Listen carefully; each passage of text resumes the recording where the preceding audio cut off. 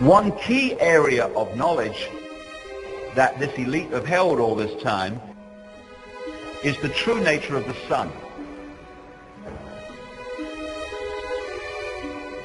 All through this period we're talking about, there have been two levels of knowledge in everything.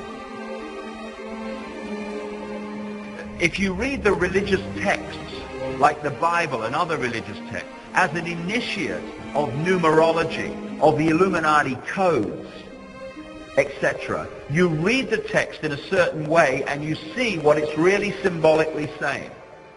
If you're not initiated into that knowledge, and most people aren't obviously, you read the same text and you are encouraged to take the symbolic literally. So, the same piece of text can be a means of passing on knowledge through initiates and creating prison religions and prison histories for the masses. And in the ancient world, the sun was the same. It still is today.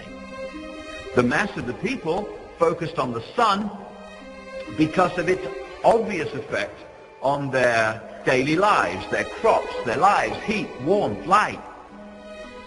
But at that level of initiation, which had been passing on this ancient knowledge, they knew the sun was far more than that. They knew that the sun was and is still an incredible generator of energy that is affecting life on Earth second by second.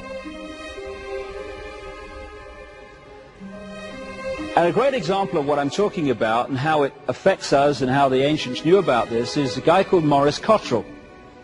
Earlier on in his life, he did a lot of research into sunspot activity, solar flare activity, these projections of energy from the sun, and he found that they could be put into various cycles. Small cycles, medium cycles, great cycles over thousands of years. Later on in his life, he came across the Maya information left in Central America, the Yucatan, by the Maya people who picked it up from previous people, and again you go back eventually to this extraterrestrial race, or races, emphasis on the races, and they have put together a symbolic and mathematical structure that talks about cycles of human evolution, small cycles, medium cycles, great cycles. And Cottrell found, to his surprise, that these Maya cycles of human evolution corresponded, even over thousands of years, in remarkable synchronicity with his cycles of sunspot activity, projections of energy from the sun.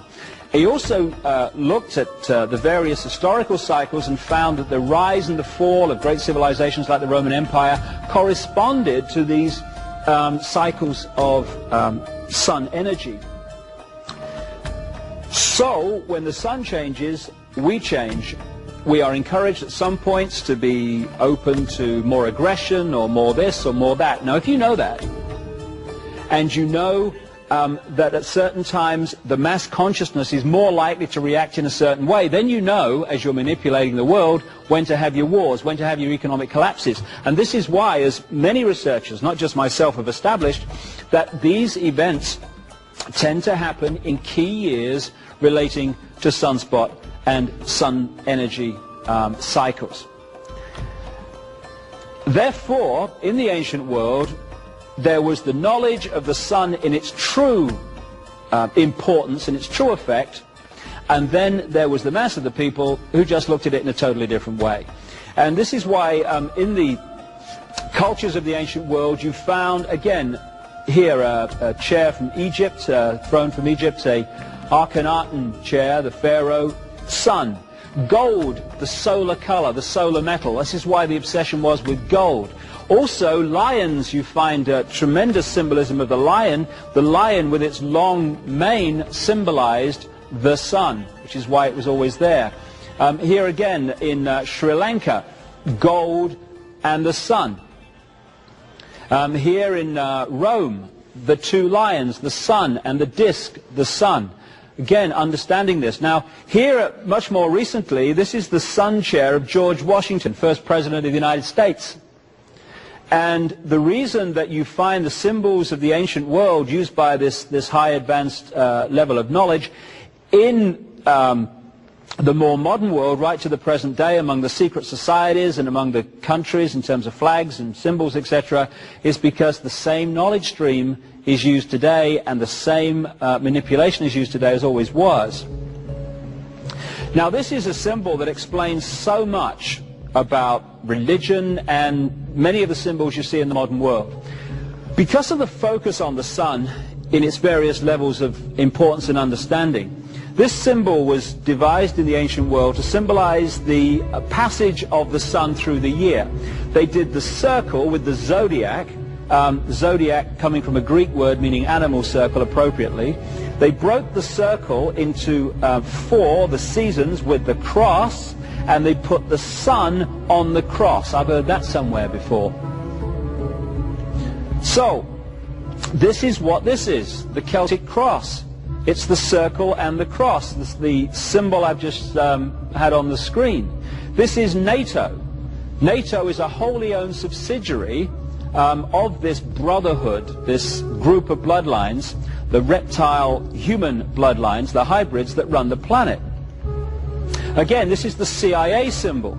Again, there's the cross with the sun on the cross. And this sun symbolism is something that you can read this brotherhood by. I came across this shot, or this symbol, in the City of London. Now, we'll get to this. The City of London is the operational epicenter of this global web of manipulation. And this is across the road from St. Paul's Cathedral. And again, you see the same symbolism, and on the center you've got the black sun.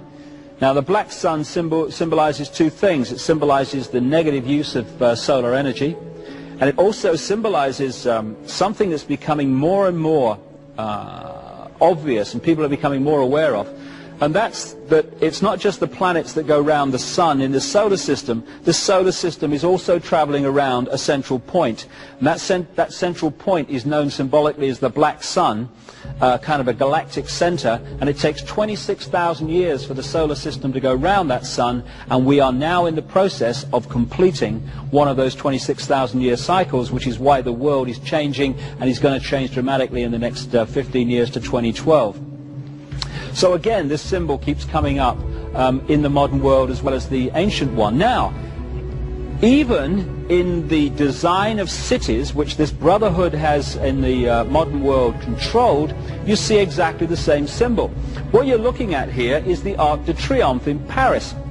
Paris, like Washington and London, is a mass of esoteric symbolism and sacred geometry built by design into the street plan.